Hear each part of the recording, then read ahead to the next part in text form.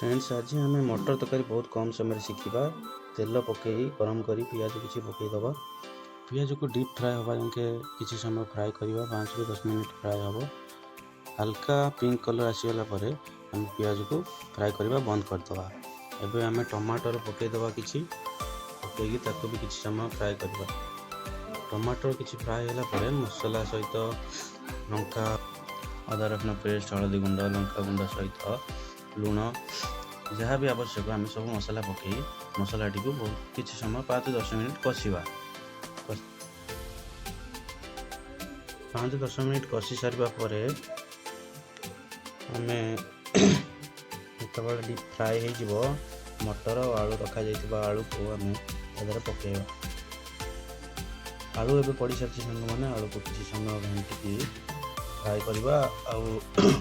समय फ्राए होगा आम पानी देदेव 5 ରୁ 10 मिनट फ्राए हम।